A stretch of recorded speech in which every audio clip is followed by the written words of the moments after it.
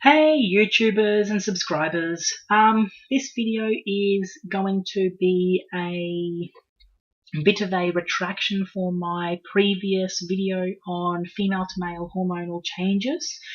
In a sense, I would like to thank Reddit user Pineapple Under Denial for their help with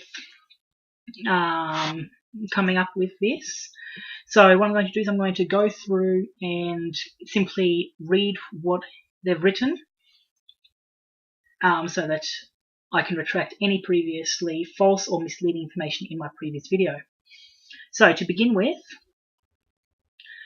according to Pineapple Under Denial, you might mention that the two X chromosomes means the usual means of predicting baldness are less effective. Usually people ignore their father's side of the family since their fathers give them a Y chromosome. But trans men usually have two X chromosomes and have to look at both sides when predicting male pattern baldness. Since I've mentioned DHT or dihydrogen testosterone, it has been suggested that I also mention that you can actually buy and use dihydrogen testosterone blockers to block the effects of dihydrogen testosterone. This is done by trans men, but it is also done by cis men. So that can help with slowing down stuff such as male pattern baldness and anything that is affected by DHT. Now, I'd like to make a note here, thanks to Pineapple Under Denial. When I talk about facial changes in my previous video, I do not mean that bone structure or cartilage structure changes. I mean that the fat and the muscle around the face disappears and changes a bit. So in females, such as myself, my cheeks are pumped up a bit, and my face takes a more feminine styling from fat positioning and muscle positioning. In trans males, it does the opposite, where it gives it a bit more of a straight cut look and less feminine. So just to make sure everyone understands, in my previous video, I did not mean that the bone structure changes when on testosterone. I meant that the distribution of fat in the face changes to a more masculine appearance.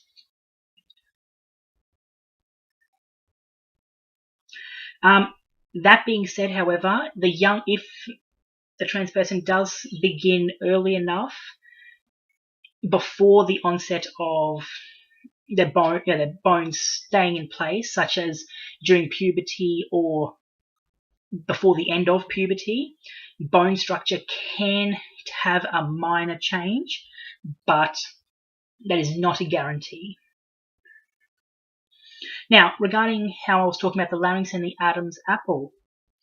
Now, the visible Adam's apple is not actually enlarged, which I did not know. So once again, thank you, Pineapple.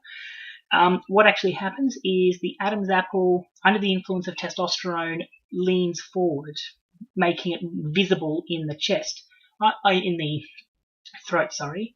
I'm lucky because I don't actually have an Adam's apple, so yeah, that's good. Now, also the other mistake I made is the Adam's apple protruding out does not actually make your voice go deeper. It's the folding of the vocal cords thanks to testosterone that makes it go deeper. Now, it is not guaranteed that your voice will get deeper. It usually does, but it may simply become to a more neutral sounding voice. So I do believe there are surgeries available for that. Please don't quote me, but with some voice training, you can also try to have that improve as well.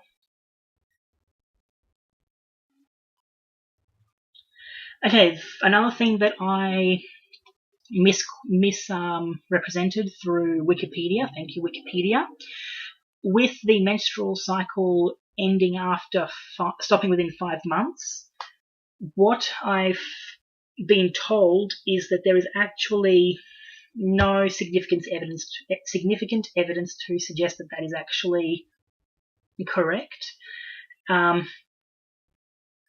Some people do stop bleeding within 5 months, some do not. And it is actually recommended that in all cases, when beginning testosterone, you do see a gynecologist, as they will be able to give you a basic timeline on when things will happen and if things will happen. In some cases also you can take estrogen blockers to shut off particular persistent periods. Now, I would like to actually make an apology here.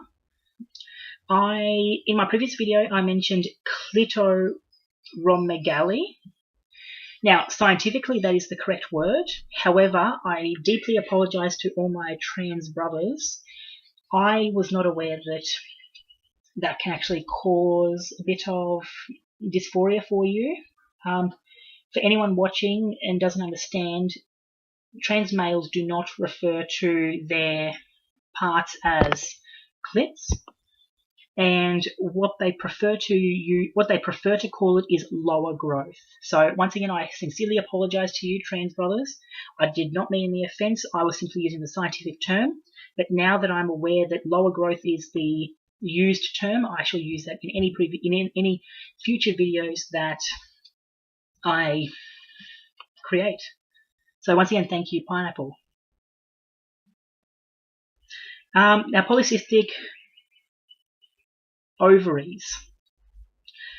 The information I got from Wikipedia did cite evidence to support it. However, there is also evidence to go against it. So from what I can see, polycystic ovary syndrome and androgen exposure are correlated but not causally linked. There's also a study here that I've read and that supports that. So for that reason, if polycystic ovaries are common in your family, I would talk to a doctor or an endocrinologist about the possibility of what that means for you if you begin undertaking testosterone therapy.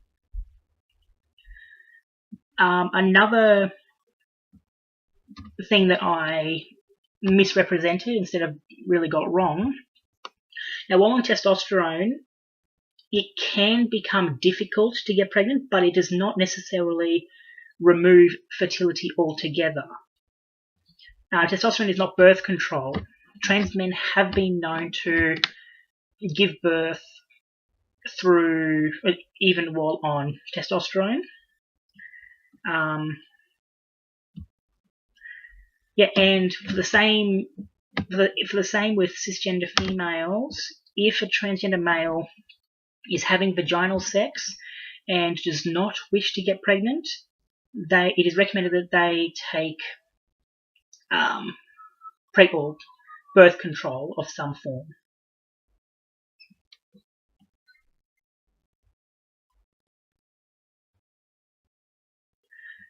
Okay, final note from Pineapple under denial is, while it does not come up often, some people may opt for an oophorectomy and then later discontinue testosterone in favor of estrogen. The reasons are varied, but in my experiences with hormones, once you get an oophorectomy, you no longer produce enough estrogen to maintain bones. Bones require estrogen to grow and stay strong. So there may be a correlation between having an oophorectomy and having bone density issues.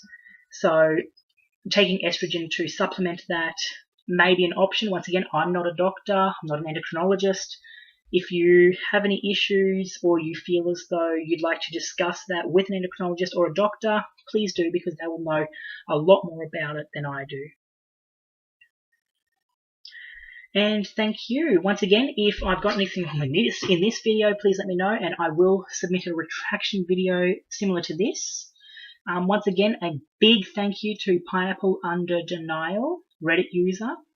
And thank you for everyone that has been showing views. Once